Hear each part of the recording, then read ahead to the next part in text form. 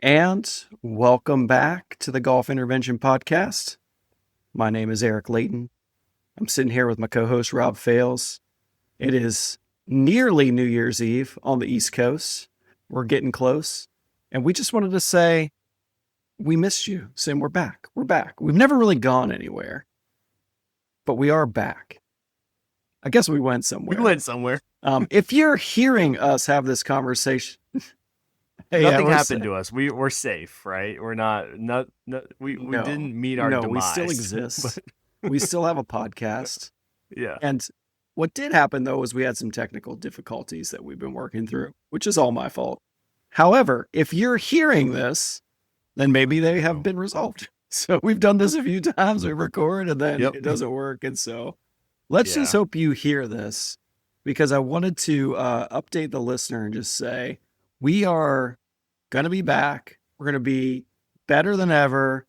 The Golf Intervention 2.0 is about to be unleashed upon you. Be excited for some new, exciting episodes, which we're going to be bringing out in the new year. And I know I'm looking forward to it. The time away has made me miss it. I will say that. How about you, Rob? 100%. We've been communicating about how much we miss it. But also we had some things we had to work through, both technologically and personally, and other things with our schedules. And when we were first in our kind of our rhythm of recording this, my son was going to bed at 7:30, 7:45. And you might hear some background noise. He is running around like a wild man right now. And it is 10:18, which makes it a little trickier.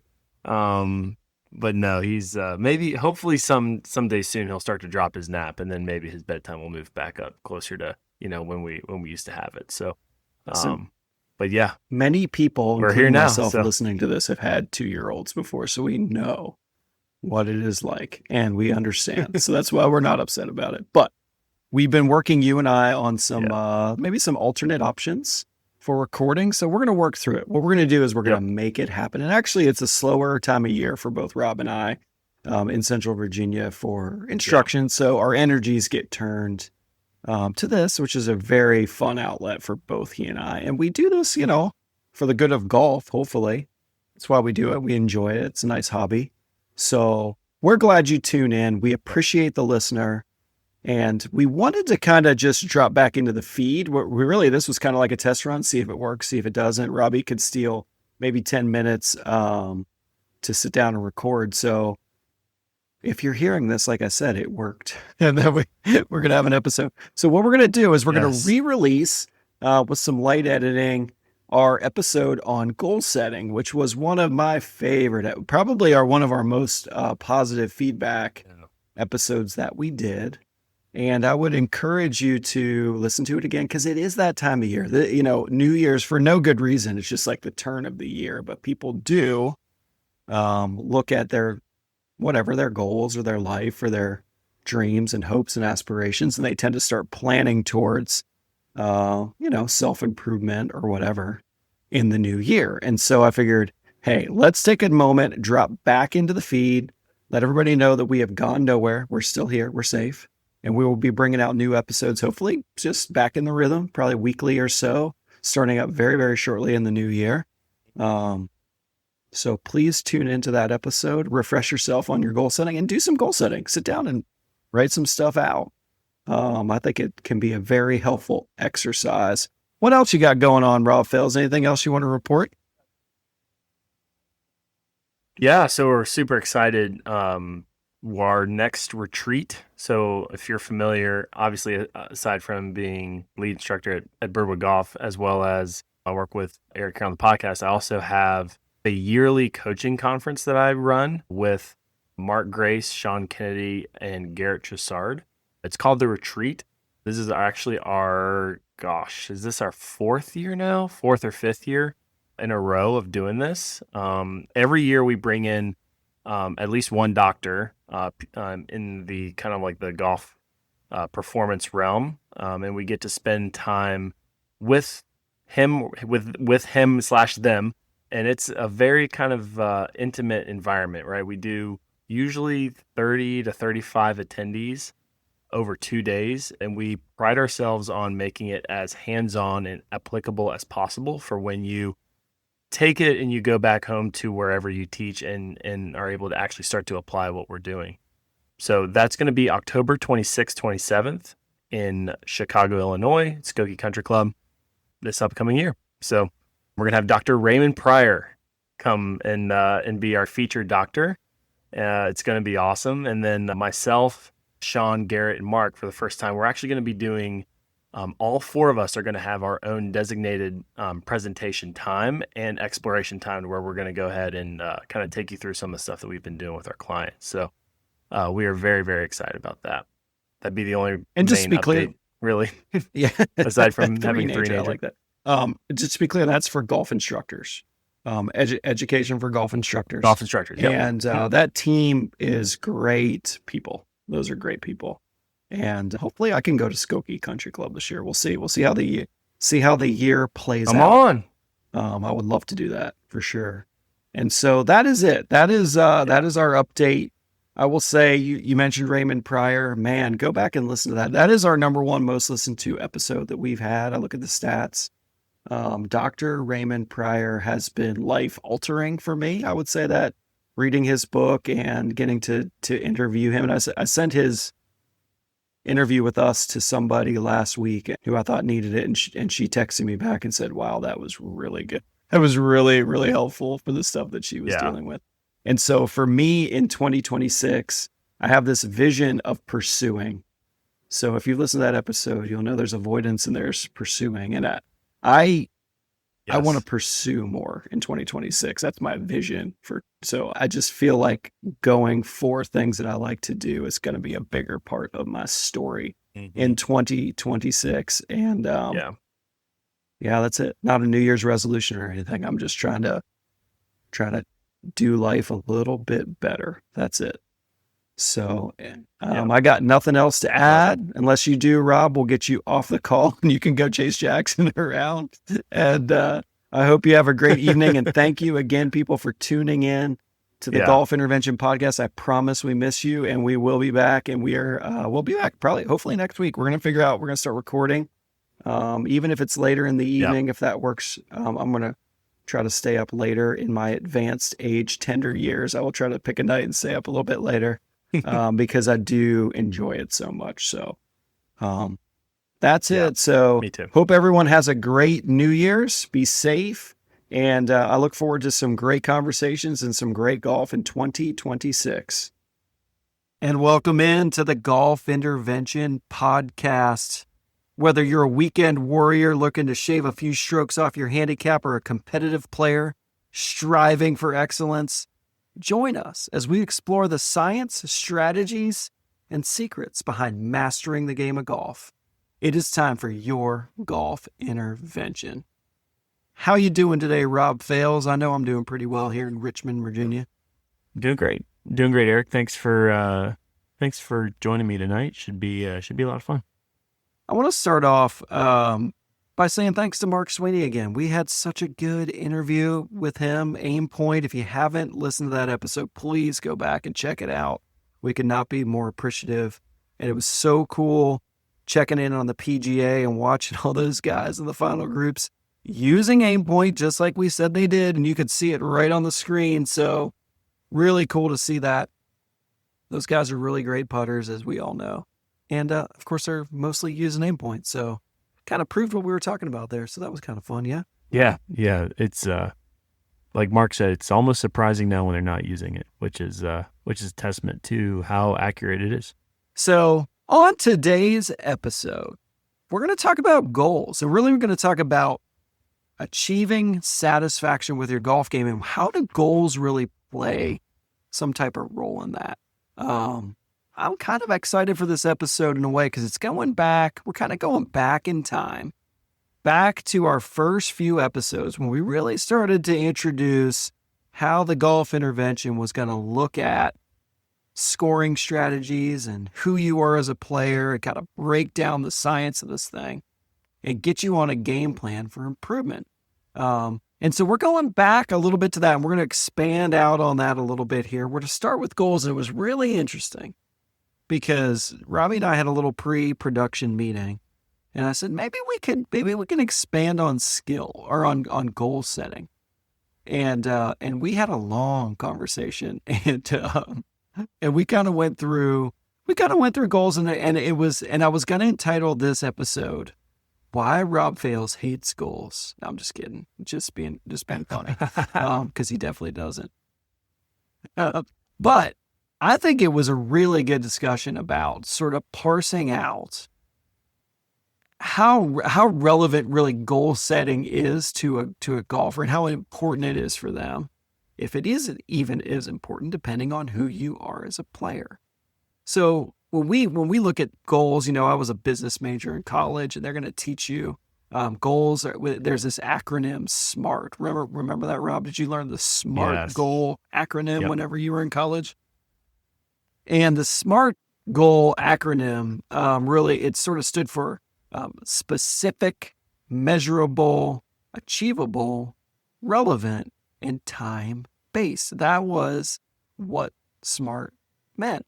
And as you and I were discussing it, you brought up some really good points about SMART goals, which was, is that really how golf works? I mean, is it really, and the biggest sticking point I think that you and I found was the time-based element to it, although we found other sticking points too. But you as a golfer, as you're setting goals, I think that whether you realize it or not in your game, if you're satisfied or dissatisfied with how you're playing, which you're probably going to fall into one of those games, right? You probably have some type of goal. We're actually going to detail 3 different sort of subsets of goals that you would definitely fall into. You go, oh yeah, that's me. I have that goal, or I have 2 of those or 3 of those goals. And it's really probably a little bit better description of it than the SMART goal, don't you think, Robin? We're going to go into these here in a second. Yeah, but no doubt. Let's go back. Let's talk about the SMART goal for just a second. And I think that the SMART goal is really probably very helpful when you're talking about business strategies or sales stuff or that kind of thing, like in the quote unquote in the real world. But when you're talking about athletic performance, how do you feel like the SMART goal really attaches to that, or is really relevant for that certain type of performance? Yeah, I think piggybacking on our conversation we had actually just before going on air, I think it really depends on the type of goal. I think when it comes to being in the real world, a lot of times we can easily meet our goals just through effort, right? Just through cognitive understanding. I don't have this piece of information. I'm going to go find it. Now I have it. And a lot of people want to believe that acquiring golf skill is like that. They don't know how to do it. X-Pro tells them, here's what to do, and now they have it. And for many people, they haven't actually learned a motor skill since they learned to probably drive a car. And if you think about a lot of the clients that we're working with, 60 years old, 65 years old, who still have goals, they still want to play at a high level, you ask them, when's the last time you actually learned a motor skill?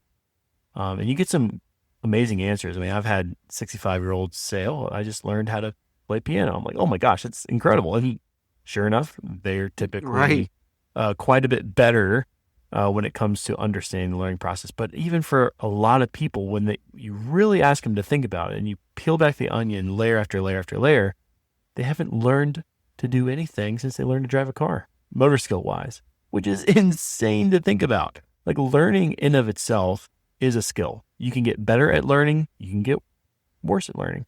And I think a lot of people fall out of touch with learning. And so I think this is going to be a really good episode because we're going to talk about what is it to learn and what is it to really have a game plan for how you're going to acquire a new motor skill. I can't wait to get into this.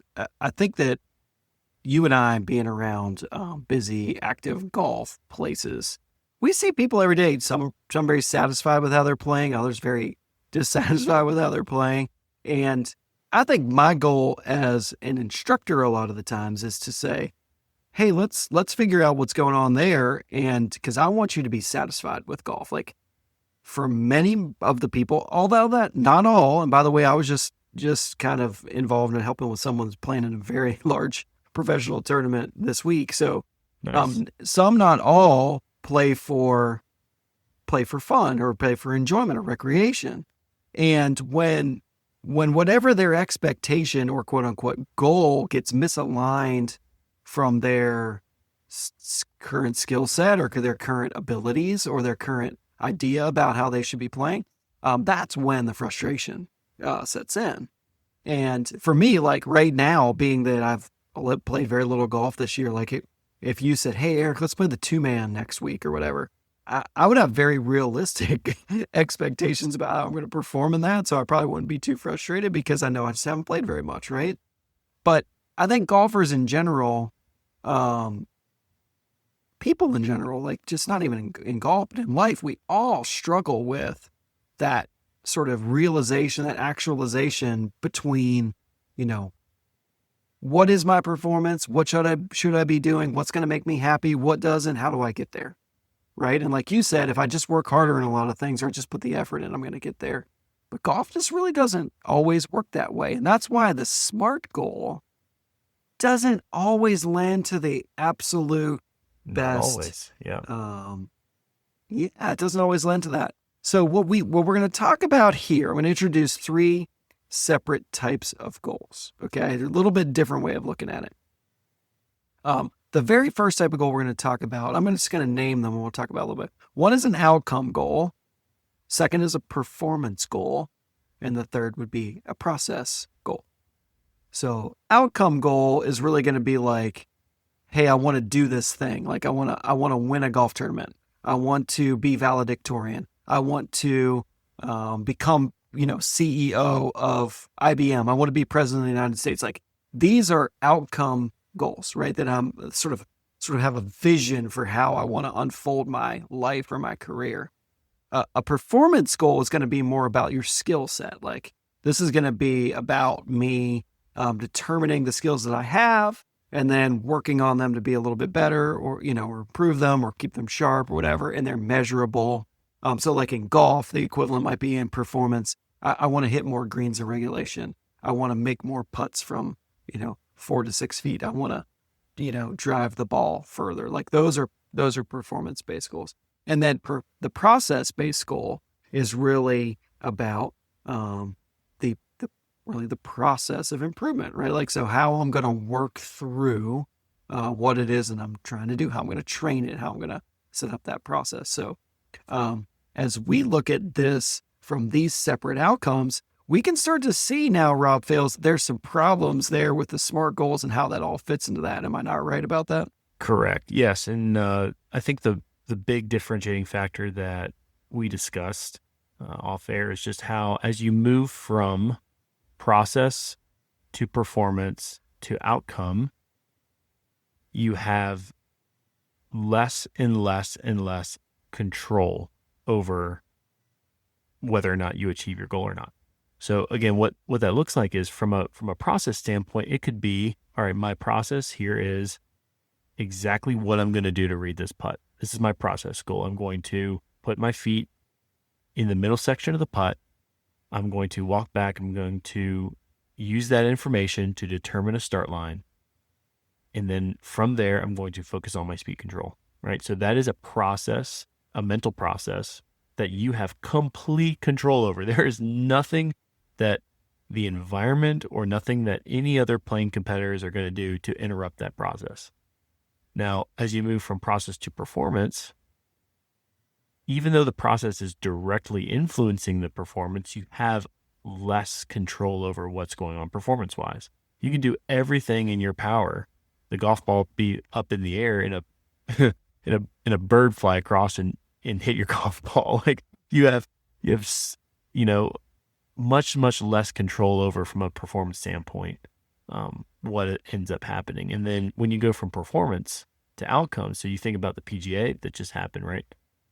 I would be willing I'd bet any amount of money that Bryson DeChambeau met or exceeded his performance goals. I mean, it was like the lowest total score for a PGA championship in like forever, I think, right?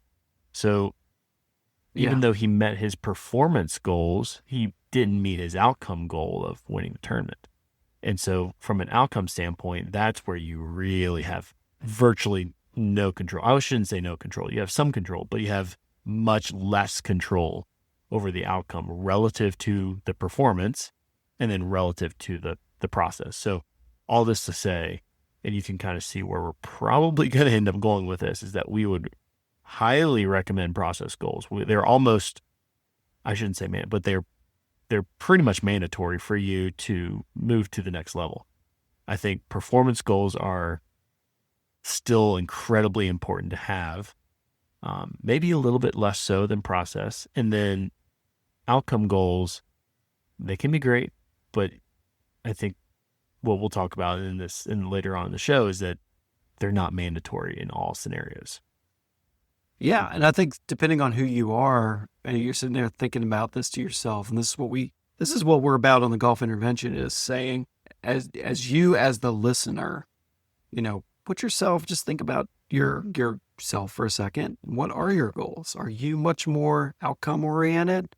Are you saying, I want to win my match on Saturday. I want to win the club championship.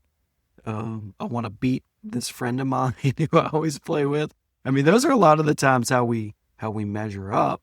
And I like what you said there about control. We have ultimate control over our process. And if we set the goal up to be process oriented, I think our performance will likely improve, not guaranteed. Yes. And therefore, if our performance likely improves, then we'll get some outcomes that we'll be satisfied with, I would think, unless we're not in the realm of reality, right? And Right. Like I was saying to you before we came on, like, I could go try to play on the PGA Tour. I would not do very well. And if I tried to think that was reality for me, I'd be very dissatisfied, right? So I'm very in reality when it comes to what my outcomes should be. And so when you look at performance, you and I we really spent a lot of time. This is where data really comes in for performance, right? But again, that can't really improve until the process improves. So I'm with you. I think it's all about process. Outcomes, yeah. I mean, they like you were saying, you don't have control of it. They kind of take care of themselves in a way.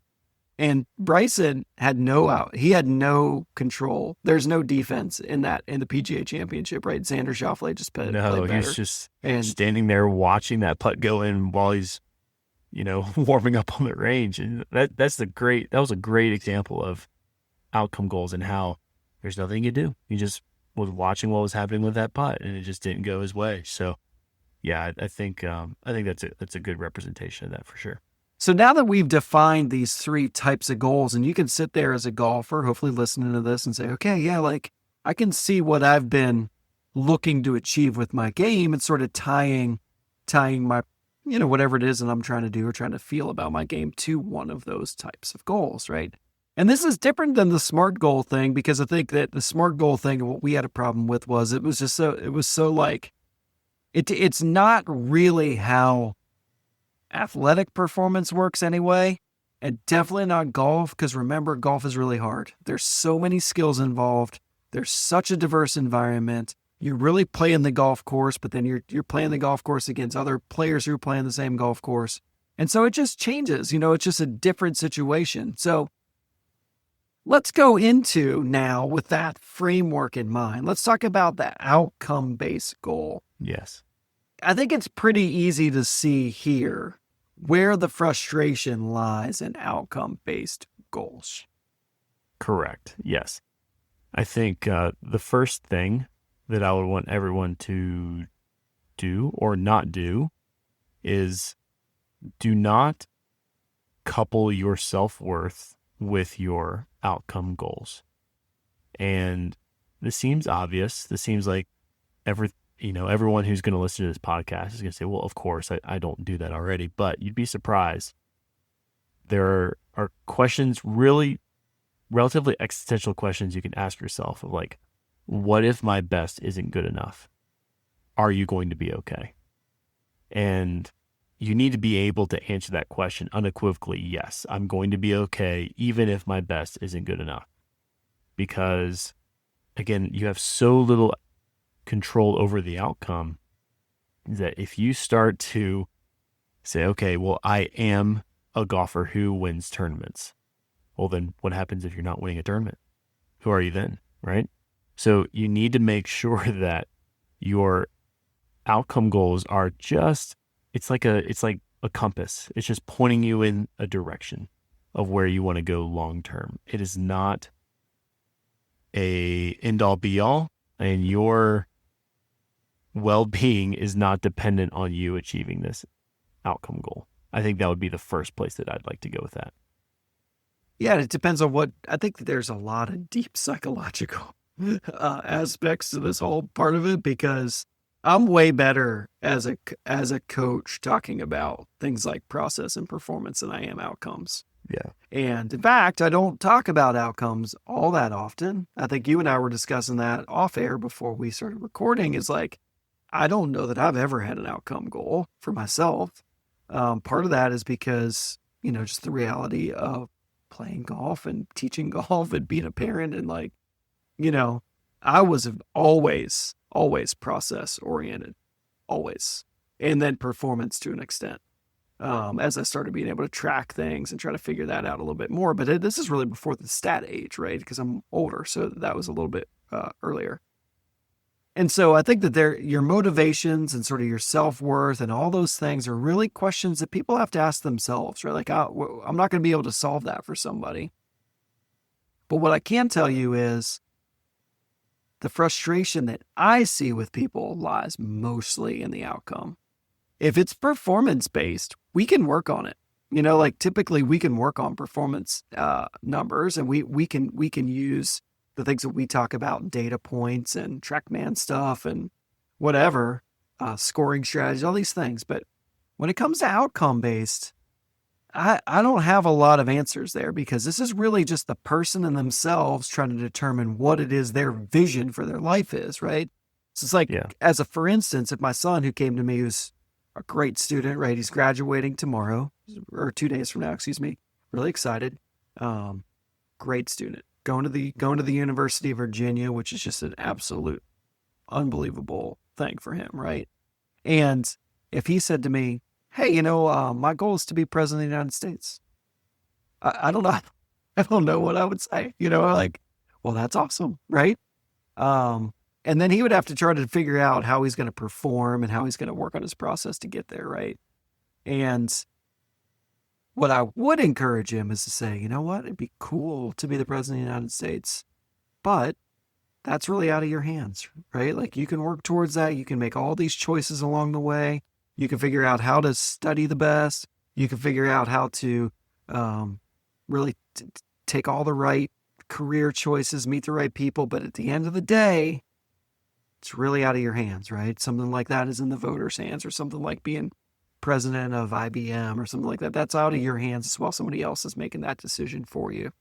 And so you cannot really look at that and say, son, my life would be worthless if I didn't achieve that, right? Like, and that's kind of what we see in golf sometimes, where the biggest frustration lies with golfers. I see it all the time, is they're just not getting to that outcome that they think they deserve, and then it's frustrating them, right? I think you and I would say, hey, that's a vision that you're having. Great. Now let's talk about what's really going on with your performance and with your process. Is that kind of how you would look at it too, Rob? Or you got some different insight there? No, that I think we're definitely on the same page as far as that goes. And that gets into the relevancy of it, right? What is relevant for this person? We can't really tell you from an outcome standpoint what's relevant for you, but what we can tell you is, relative to that outcome, what performance metrics are relevant, and then relative to that performance goal, right, what processes are going to be relevant for you. So that's where we more come in more often than not. It was fun. We did a little exercise, you and I, before we came on the air, where we were sort of divvying up the pieces of the SMART goal, and sort of graphing them into the different types of goals as far as process, performance, and outcome. And it was really interesting to do that. Most of them fell under performance, strongest under performance. Obviously, they could have ranges on each one of them. The outcome-based goal really only has two of the SMART goals that really are any part of that, which would be measurable and timely, right? Like outside of that, the relevancy of it, the achievable part of it, like none of that's really as relevant as it is to the other ones, right?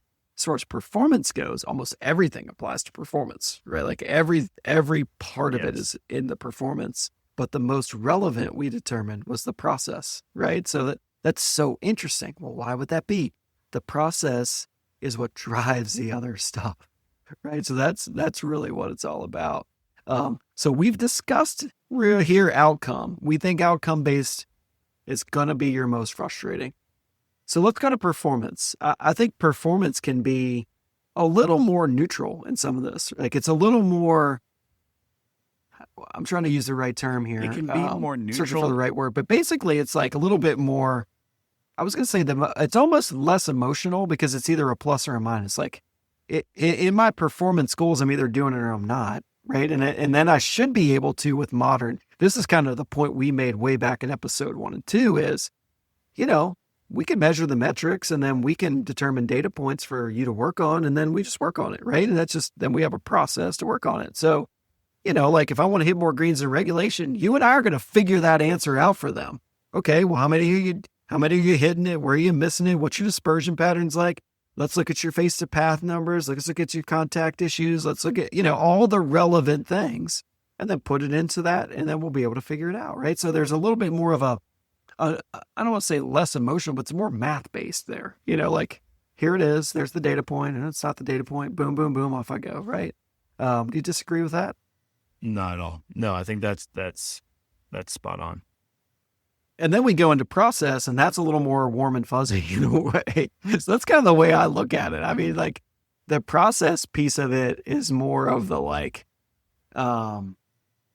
that achievement of waking up in the morning and getting on the Peloton and just knowing that you did it. Like there's an achievement to that like when you're in the process and you're trusting the process, like it just feels right, like it just feels right. So let's not glance over performance based here. I want to get into that a little bit with you. So when we look at the performance based goals specifically, I think again, going back to some of our first very earlier episodes, this is where we like to capture some data, right? Like, isn't it in the performance base? If I'm going to be satisfied with how I'm doing, if I capture data and capture statistics and I can analyze them with something like GameForge, which we talked about with Mark Sweeney last week, isn't that really the thing that guides me towards my satisfaction with my performance goals?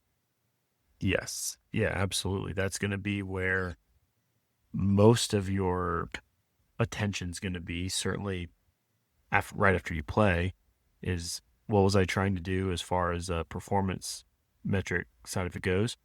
How was I trying to do it? And then ultimately what I do, right? What was the actual performance? And then because that is most directly tied to our processes. So really the performance is the feedback for, what kind of processes are the processes that I'm putting in place actually moving me in the direction that I want. And I know that based off of the objective, measurable, specific, right? The non-emotional performance metrics.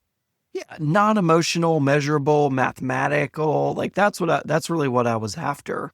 And I think that's the world I live in. Each and every day with my students is a lot of that performance based sort of relevancy. And obviously then you're putting in the process, like you're saying, to get to where you want to go. But every day I try to be in that moment. It's really interesting to me. I had some conversations with golfers who were sort of dissatisfied with how they were playing. I want to say they were very outcome oriented, not achieving that, and then sort of not going back into either their performance with some measurable data point, or they're into their process for that. But I think the performance was the key for this. Actually, it was a few people I was talking to with the same type of thing. Then they wanted to blame things like, I'm not committed to my shots, or I'm not trusting my swing, or I'm not, I need a sports psychologist and all this stuff. And my answer to them was like, well, no, it's like your club face is 4 degrees open and impact on your driver. You're always going to hit it in the woods. I don't care how much you trust it. I trust that swing, right? Like, and so if you can figure out those things in the performance, boy, you want to talk about gaining satisfaction with what you're doing. All of a sudden, you're not blaming yourself for these things. You're understanding what it is that you need to do to get better. And those performance type goals, like, hey, Eric, I can't break 80. Hey, Eric, I can't break 100. I don't know what's wrong with me. I need this and I need that. Well, no, I mean, let's talk about it. Let's look at your metrics. Like, we can figure it out. It doesn't have to be emotional, right? Like, this is where we can really get into the bottom of it and create solutions that are very much like you were saying. They're very objective and measurable and unemotional. And it's just a data point. Like, nope, it's just a data point. It's not your self-worth. It's just a data point on a scale, and we can get you to where you want to go. And that's why I love how we teach golf these days with TrackMan, because I'm telling you, I did this for 15 plus years without it. And man, was that difficult to pull off in the past, but now we can do it. And I think that that's probably one of the most satisfying things that I see with my job these days is seeing the answer for people, seeing the solution, like almost in a mathematical way, and them going like, I got buy-in, I can work on that. And that's where you go into the process. But anyway, I kind of see that a lot. Rob, do you see that same sort of thing as far as like self-confidence and all these things, as far as the outcome? And really, it should have been a performance-based situation. Correct. Yeah, I would completely agree. So let's get into some examples of kind of relative to an outcome goal, what's a relevant performance goal, and then process, just to kind of give the listener a little bit more color, a little bit more context behind some of these terms that we're kind of throwing out. What do you say? Awesome. And maybe for them too, is like, when is it most important for me to have one of those in place, right? So so you want to give an example first of a process? Do you want to start with process? Yeah, we can move kind of through the SMART acronym, maybe even with some of these might be fun. Okay, go ahead. You started off. Okay, so outcome goal would be, I want to win my club championship, right? And then relative to that, I've looked at the previous winning scores. I can see that I'm going to need to shoot something in the neighborhood of, let's say it's a 36-hole event. Let's say I'm going to need to shoot something in the neighborhood of 5 to 6 under par to give myself a chance, right? So the 5 to 6 under par on a particular golf course would be the performance, or would be a type of performance goal, because it's just a number, right? It's just, hey, this is generally speaking what we're going to need to do. Now, for that, then you're going to break down, okay, what's my offensive opportunities? What's my defensive opportunities? Offense being like birdie opportunities, defense being, hey, I'm just trying to get out with par.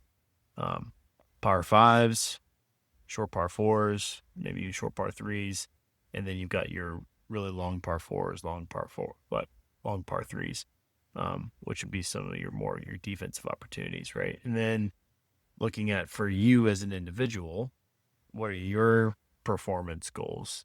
So like for, let's say this individual really struggles with the short game. It's like, hey, let's make sure that we get 100% of our shots on the green from inside of 40 yards, right? That could be, again, another type of performance goal.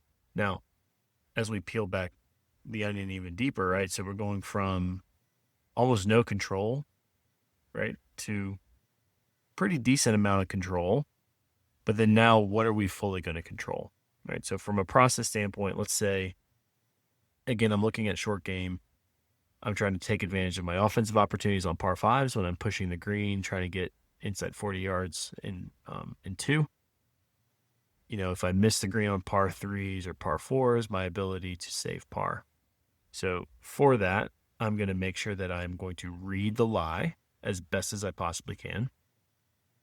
I'm going to pick out a land area right? And based off how far it's going to roll, right? I'm going to choose a club and a shot. I'm going to rehearse. I'm going to see it as best I can. I'm going to commit to creating that shot, right? So that's just an example of like a mental process that you could go through. Just an example for the podcast, but you can do that every single time. You can read the lie. You can pick a landing area. You can pick a shot. You can visualize the shot, feel the shot, and try to execute the shot as best you can. And whatever happens, at least you'll know that you met your process goal. Now, if you go through your process goal and you commit to that process goal, what we're saying is that your performance goal is probably going to be more likely achieved. If you didn't achieve your achieve your performance goal, then the question is, all right, was it the right performance goal? Number one, let's assume it is. Number two, was it just variance? Was it, oh, well, my process were good, everything was in place, just didn't work out for me this time, right? Everything happens in variance. You're going to have, it's like a bell curve, right? You're going to hit half of your shots are going to be better than average, half of your shots are going to be worse than average. You're going to hit a ton of shots that are average. Some are going to be amazing, some are going to be terrible, right? So everything's happening on this bell curve. So it could just be variance. What it also could be is that your processes weren't aligned with what you needed to do, right? And so that's when you can take a step back and say, all right, what do I need to build into my processes to better allow me to produce my performance goal? And so now we're looking at things very much from a, like you would run a business, right? It's not just, oh, I feel like I need to do this, so I'm just going to go and see how this works. No, you're actually looking at what is actually moving performance in the direction of your outcome goal. If you have an outcome goal, like we said, you don't have to have one, right? And you're giving yourself feedback. You're giving yourself actionable feedback around what you need to do to kind of push yourself in the right direction. So that would be an example of kind of how you can move from outcome, win club championship, process. All right, we need to get this score. How are we going to build this score? Well, it's just an accumulation of offense and defense. All right, so for this particular golfer, let's say that they hit it tee to green really well, but once they get inside 40 yards, they kind of struggle. Well, now they're going to have kind of a spotlight performance outcomes like, hey, let's make sure we never miss a green. And you can even put like proximities, P12s, P6s, right? If you're game forwards, you know what I'm talking about. And then process goals. How am I hitting these shots? What are the behaviors that are going to align with my process goals? What are my process behaviors that are going to align with my performance goals? And would you put practice in the process part of the of that whole equation? 100%. Okay, that's what I mean. To me, that's like the biggest driver of that. And I think that as you go again, so we're talking about kind of the overarching theme. If you looked at Bryson DeChambeau, maybe had a goal to win the PGA this week coming in, which would be very reasonable for him. He's, a great player, one of the best players in the world. And so there's his outcome goal to win. So then his performance, he might have set a metric. I'm going to shoot 20 under par this week. If I shoot 20 under par, I got to, I'm going to do this thing. Yeah. He does it through all the things that you just said. He works on his driving, and I need to hit this. And these guys are going through things like, this week I'm going to need, this type of shot for the par fives, or maybe this is a good shot I need on some of the par threes. So they're building towards they're periodizing their training and their skill set. This is a level 3 thing, by the way, really level 4. We'll call tour player level 4. This is a level 4 thing where they're building up to this with specific skills inside their skill set to optimize for the certain course, the certain week, the certain conditions. And then the process obviously is trusting that and building the caddy and the whole deal. And that's a beautiful description of all that. So let's think about that whole thing again from a level 1 player. Like maybe my outcome goal here is break 100. So I'm going to try to break 100. I guess is that too much of a performance goal? Yeah, that's more of a performance goal, isn't it? Outcome would be like I'm gonna beat my buddy. Okay. Yeah. Okay, so I see this all the time, right? I need to beat this friend of mine. He's obnoxious and he talks smack to me all the time, and I need to beat him, right? But but I can't do it until I can break 100 essentially. So here I am, level 1 golfer. Maybe got a buddy that's a level 2 golfer. So now I've got this performance goal of shooting a number. I gotta break 100 to beat this person. So when they're looking inside of that skill set to break 100, they come to see you or me or some other teacher. Like, they're going to need a definable thing to work on. And that's where we get into, that's where ball flight stuff comes in. Like, we're going to be creating skills for them that help them align with what someone that breaks 100 does, right? They've got to hit a certain number of green in regulation. It's not many, I don't think, right? Four or five. I don't have the data in front of me. I've got to have this amount of putts probably. I got to have not too many disruptors and penalty shots. And these are the things that are going to help me do that. And then the process is probably the hardest for the level 1 player or the level 1 player, don't you think? I mean, I would say a level 3 player to tour player is so in tune to a process, and they probably had to have that to get there. But the level 1 player, Rob, isn't this the place where the process really probably lets them down, so to speak? Yeah, it's the biggest opportunity for development for them because they don't have one. They literally they don't know what they don't know. So at some point you've either got to give them a framework, or you just give them the information and then allow them to come up with a framework. But whatever they need to do, they need to understand again their relevant process goals, which for level 1 golfers are usually low point in 3 dimensions, right? Is it up, down, forward, back, right, or left? And they're keeping track of, right, where is my low point over time? All right, they're not saying, okay, shot to shot. They're saying, okay, after the round of golf, where was my tendency in my low point? Because you do have control over where the low point happens. You might not feel like you have. You might feel like it's more variable than what you want. But the way that you swing the club is creating a low point, and you can get more or less aware of that low point. And the process of becoming aware of that low point is an amazing process goal. And so if you can have the process goal of becoming more aware of where the bottom of your swing is, more aware of where the face of the club at impact is pointing, more aware of the speed of the club at impact. Those are the golf intervention big 3. All right, low point, club face, speed.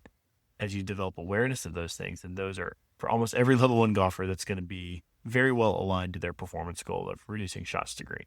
I don't think there's any question when I have level 1 players, either in clinics or in lessons, I feel like, and you mentioned this a little bit before, is that we can all learn how to learn better, right? And I feel like my job with a lot of that level 1, level 2 player is really helping them learn how to learn better, right? Like it's about creating a process for learning, creating an environment to succeed in, getting a mindset that helps you achieve it, and then just, building that up. And granted, I'm looking at the performance factors. There's no question about it. I'm looking at it every single time. But if we know that you've got this big data point, club face to path is open 7 degrees. Okay, we're going to have a hard time here, right? So we're going to develop a process we're going to know how to fix that from a swing technique standpoint, but I got to develop a process to practice it and implement it on the golf course. And so what becomes the most important thing? Well, it's really like the performance element in the lesson is really now just knowing what you didn't know, but that doesn't fix anything. Correct. Right? Like that is not the most relevant thing. And that's where we go back to process being relevant is I've got to send you, the student, out and say, here's the process for you to practice this thing and implement it on the golf course. And if we can't communicate that to our students, we failed them because, man, nothing bums me out more when it's like, then I hear, man, Eric, I can do it when you're here coaching me up, but then when I'm left on my own, I can't do it. And I'm like, I want you to be able to do it. I need you to be able to, and it's really hard because golf is hard. I get it. Like we all experience that. But my goal for you is to be able to do this when I'm not standing there. So the process is the key to that. We go back to this. The process is the most relevant piece of this, especially in that level 1 player. I don't think there's any question about it. So, those are good examples. I think that hopefully gives the listener a little bit of a visual on that. Do you want to go through another example of that, Rob? Yeah, I can think of a couple. So let's say outcome goal is to win the Masters, right? You could go out and you could shoot the Augusta Love it. National course record, and someone else could come right behind you, tee have the tee time right behind you, and then break your course record to win the Masters. So again, you have an influence, but it's not direct control over. That is more your compass. That is your guiding light to, okay, what are the performance goals that I need? So then you're going to back that into, okay, performance goal would be I need to hit half of my par fives. I need to birdie half of my par fives, right? Let's say that would be your performance goal, is that you're trying to figure out how to birdie half of your par fives. Then you're going to work that in. Okay, what are my go for green opportunities? And then you might have even like a underneath the surface, like, okay, my performance goal for this is to hit 75% of those fairways, right? So that might even be kind of a peeled onion of that performance goal. Now, from a process goal, right, let's make sure that in practice we are hitting the shots that we're going to hit the way we're going to hit them, some amount, right?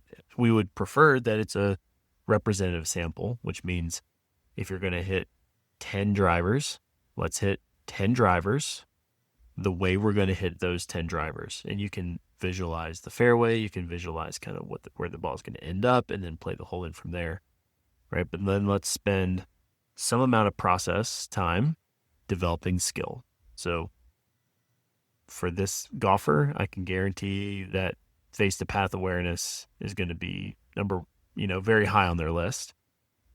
Let's figure out where my bandwidth is, what my reference points are for my face to path. So I have awareness of where I need to operate within. It's going to be a really, really tight face to path awareness with this type of player, right? So that'd be more of like a skill aspect.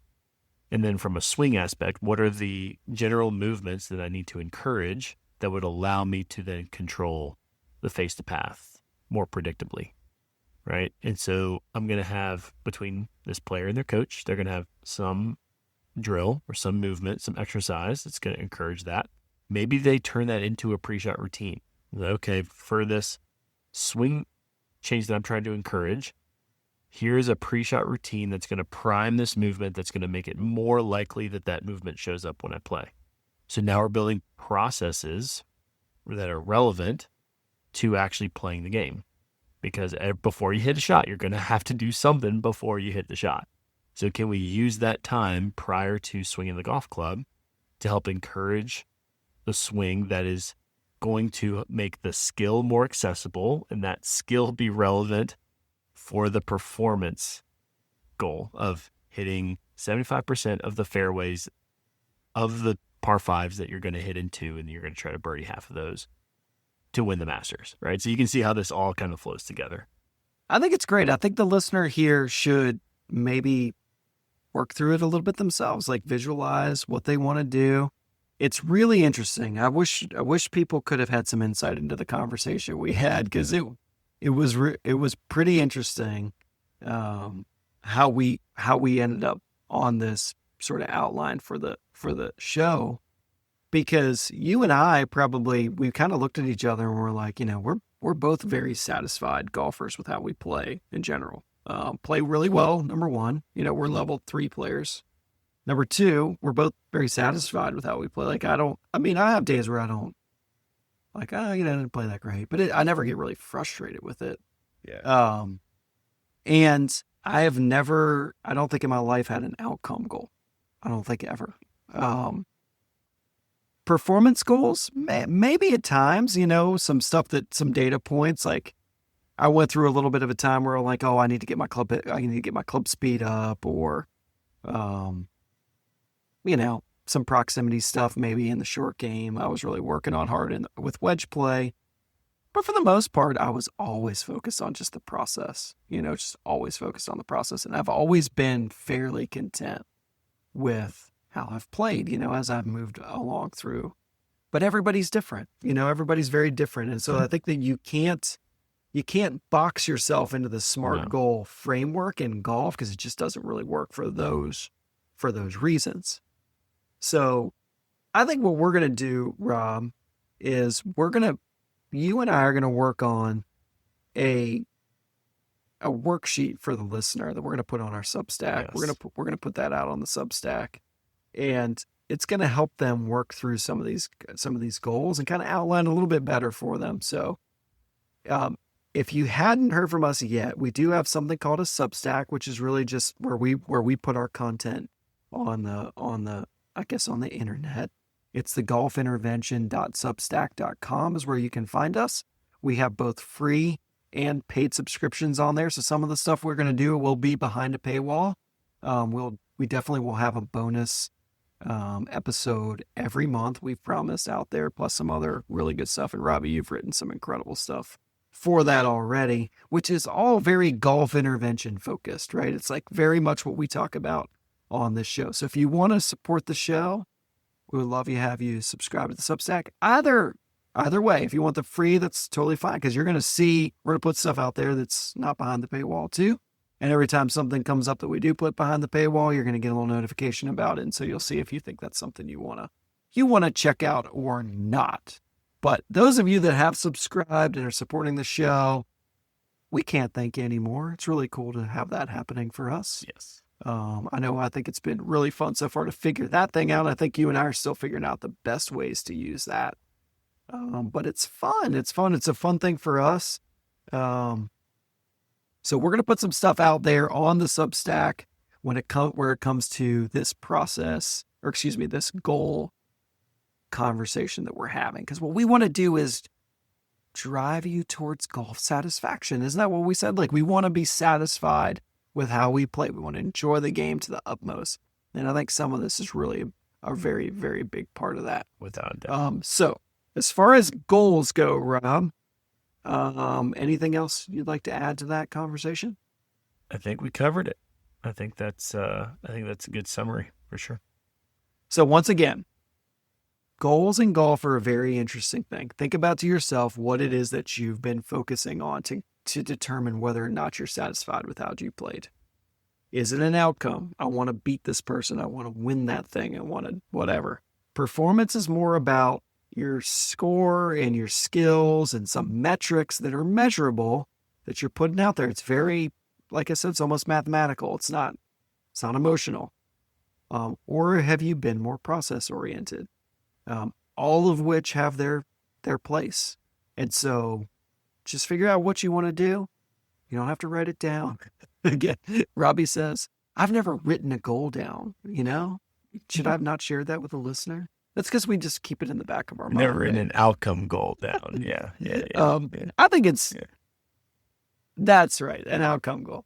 I think it's so interesting, what you'll learn from Robbie and I. And I think it's funny that we're just on the same page on a lot of this stuff. You can listen to some stuff on whatever you want to, podcasts or who knows, Instagram stuff or YouTube. It's like, all this motivational stuff that's like, you got to put your goals on your lock screen on your phone, or you got to write them on your mirror, and you got to, positive act. I mean, yeah, all that stuff's relevant to some people too, like, again, I've never really had to do any of that stuff. And some of you would go like, yeah, that wouldn't work for me. And other people would go, no, I have to do all that. Otherwise I would never achieve a goal. And that's all of it's fine. And every part along the spectrum is good. So don't let anybody tell you what's right and wrong there. You know thyself, thy best, and that you're going to be your own best guide. We've always said that here. We're not telling you what to do. We're helping you help yourself along the path. That's our ultimate goal. At least that's what we're trying to do. And we thank you for tuning into the show. If you want to support the show, again, find us on Substack. We'd love for you to subscribe. Also, if you could rate and review on either Apple or Spotify or wherever you listen, that would be really awesome too. We've got all 5-star ratings, which I'm so proud of. And the biggest thing you can do to support this show, if you want to keep Rob and I motivated and excited, is really just share it with people. I mean, that would be the most powerful thing you could do for us, is just share. Tell your friends. Put it on your Facebook or your Insta, whatever, and your stories and whatever stuff you've got out there. That's the most powerful way for people to find us because, we're not marketers. We're just a couple of guys trying to help people play better golf. Anything you'd like to add here at the end, Rob? That's it. All right, people, we'll be back next time, and we're going to talk a little bit more about skills on the next episode. So don't worry, we're going to bring the heat with some skills. Tune in next time. Thank you. See you soon. Cheers.